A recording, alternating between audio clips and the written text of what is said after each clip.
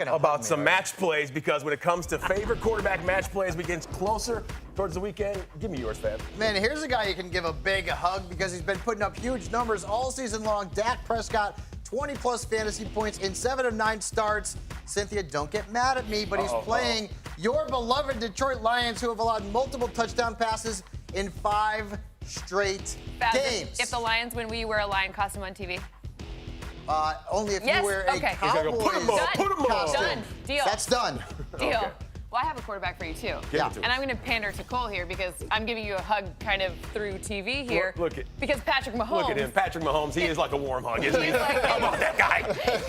He's only averaging the most yards per game. And, that's it. A ton of touchdowns as well. In this one, I project this to be a high-scoring game on both sides, which means a lot of points, maybe kind of reminiscent of last year's Monday night game. Yeah, he threw for 1,478 yards and 6 touchdowns. Is that good? Sorry. Oh, no, I'm sorry. 478. In one it just game? seemed like he threw for 1,478 yards. Oh, okay. That's really good. Speaking of Marcus. Yeah, you know what? Us MGs got to stick together. So I'm going with Melvin Gordon right here. You know, since Shane Steichen took over as the play caller for the Chargers, they have been running the football quite a bit more and are going up against the Chiefs, who have one of the worst run defenses in the league, and they have allowed a top 10 running back in 4 of the last 5 weeks. Okay, Graham, Marcus hits with his favorite running back matchup. How about you? Definitely, and it's hard not to love Josh Jacobs this week. He's starting to get very hot over the past couple weeks, and he has a chance here to get loose again against this Bengals front seven that's just frankly not very good. Josh Jacobs has seen the 3rd most red zone carries this year behind only Dalvin Cook and Ezekiel Elliott, and now he gets to face a Cincy team that's giving up the 3rd most yards per game. Cole, Josh Jacobs is going to go nuts this week. Yeah, J-Double, we'll see how he plays, because last 5 games, as you see right there, 5 touchdowns, and that looks to be extremely productive. And oh, by the way, read Cynthia Freeland's game theory on why the Raiders are a sleeper playoff potential team over at NFL.com/Freeland. Now, Fabs, I need a wideout play.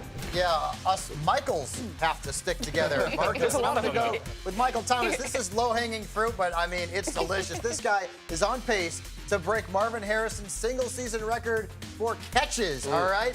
And he's got the Buccaneers this week.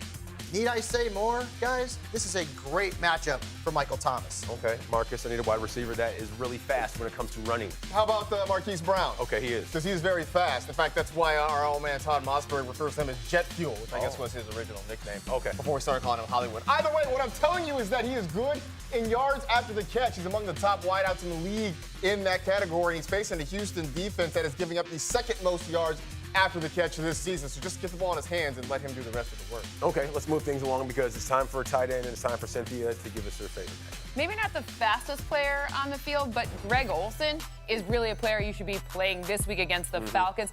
His touches, his targets, his yards, and by the way, fantasy points have gone up in the past 2 weeks. He ranks 10th amongst tight ends, and the Falcons, I know they looked great last week against Drew Brees, but I think it's going to be a bounce back in kind of the negative way this week. Yeah, numbers not quite in the penthouse. They're chilling right around the 7th floor. Graham, how about you? What do you got for us? I'm looking at Jared Cook this week. He came back from an injury after missing 3 weeks and posted season highs in targets in terms of his routes run. And now, kind of like Fabs alluded to, it's the Bucs. This is just a great matchup. This team has given up the 2nd most yards per game to opposing tight ends, and they've given up a top 10 fantasy performance to the position 7 times already this year. Okay, if you're adding players out there, there are plenty who are on new rosters, but it is big reveal time, because the most added fantasy waiver wire player over on NFL.com, the winner is Brian Hill.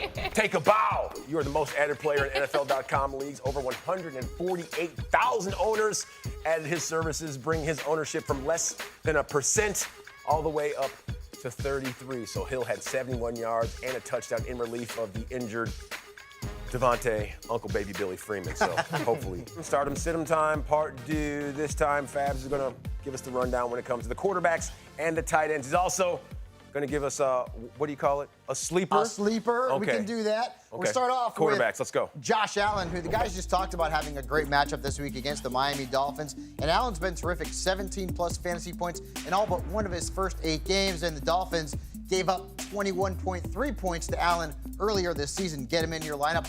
I'm also starting Derek Carr. Talked about him earlier in the week as a waiver wire ad.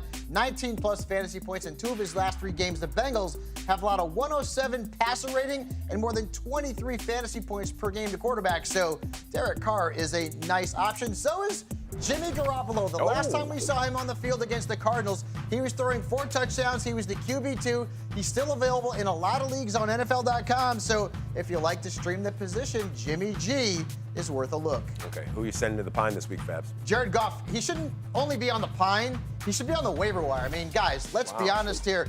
This has been an awful season for the Rams offense, and now they have the Bears. You remember the last time the Rams played the Bears? Yeah. It wasn't very good, and the Bears have allowed an average of just 14 fantasy points per game. The quarterbacks, I am fading Jared Goff. And Marcus talked about Kirk Cousins earlier, right? He's been great. I mean, look at his numbers, 19-plus points in 5 of his last 6 games. But Denver has been brutally tough on quarterbacks. In fact, they're giving up fewer than 11 fantasy points per game to quarterbacks on the road. Okay. So this is a very bad matchup You all right over there? for Captain Let me Kirk. Cool you down a little bit. I'm passionate You about are. fantasy football, You my are. friend. Okay, I want you just to cool off just a taste because it's time now to hit everybody at home with the tight ends that you want to start. Yeah, if there's a Ram to start this week outside of Cooper Kupp, it is Gerald Everett. He is posting 14-plus fantasy points in 4 of his last 6 games.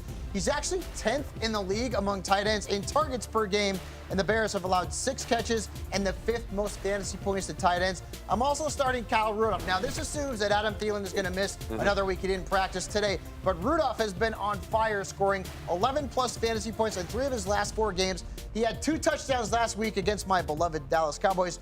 The matchup isn't particularly good, but the volume in the red zone is there, and if Thielen is out, Rudolph's going to be a start in a lot of fantasy leagues. There you have it. Starts, sits, week 11. If you don't take Fab's advice, then shame on you. In case you missed this, Falcons tight end Austin Hooper, he's expected to be out a month with an MCL sprain, according to our guy, Rap Sheet, that's Ian Rappaport. Now, bad news for his owner since he scored nearly 155 fantasy points as that tight end numero uno. And Matt Ryan also a no-go in practice today with that bum ankle. So Fabs, give Hooper owners a tight end that they can bank on if they want to get some wins. We can't have anything nice in fantasy football, can't. man. We Even can't. Hooper's going, but I like Ryan Griffin. Why? Well, if you look at his numbers, 11-plus fantasy points in 2 of his last 3 games. And our pal Chris Herndon, who we've been waiting for all year, injured reserve, so he's done. And the Jets have the 10th easiest remaining schedule for tight ends. So this guy's available on the waiver wire in a lot of leagues. Ryan Griffin, go get him if you need him. Now, in case you missed this, Jets running back Lev Bell sat out of practice today due to sore ribs, knee, and an illness. So, Marcus, not good news because the matchup with Washington, it looks to be spicy, and the Redskins are giving up the 7th most fantasy points to running backs. Oh, by the way, in case you didn't know that. Yeah, absolutely. I mean, it is a great matchup, and so you hope that Lev is going to be able to get out on the field. I don't know how much I trust either Ty Montgomery or Bilal Powell as the guys behind him. You just mentioned, though, Brian Hill, I mean, ownership percentage at 33%. That means he's available in 67% of leagues. That's math. So he might still be available out there. So if Lev Bell's not available to go for you, go check. Maybe Brian Hill's still there. Got a 1040 easy form for you to fill out, Marcus, after the show. Now, in case you missed this, after missing last Sunday's game with small fractures in his back and an injured hip, Lions play caller Matt Stafford did not practice today as Detroit prepares to roll out the red carpet for the Cowboys. Now, Jeff Driscoll, he took first-team reps and would be the starter if he can't go again. So how would a Driscoll-led offense affect Kenny G, Marvin, and T.J. Hawkinson? Well, Driscoll had a pretty good showing against the Bears last week. However, this Dallas defense is not what I'm targeting for fantasy. Even if I had Matthew Stafford, it wouldn't be as good of a potential projection. So for me, I'm kind of downgrading all of the other pass catchers. Maybe T.J. Hawkinson gets a little bit of a bump. But it's not necessarily because of Jeff Driscoll as much as it is Jeff Driscoll against the Cowboys. Yeah, Jeff Driscoll and the Lions offense, the reason why the Bears defense was stocked down with me on yesterday's show.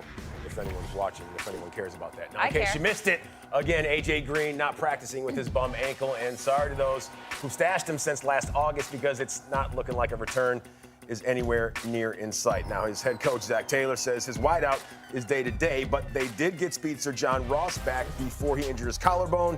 He was a wide receiver 15 through the first 4 games of the season. Now, Graham, if he's back, do you love him down the stretch since he would become eligible in Week 14? You have to sit out 10 weeks, no matter. Right, you know, Ross is basically, when he's been on the field, he's been used very little. And when he is used, we want to see him get deep targets. And Ryan Finley is just not going to be throwing the ball deep. We saw in the preseason, Finley didn't throw the ball deep. And last week, the majority of Finley's throws came within 15 yards of the line of scrimmage.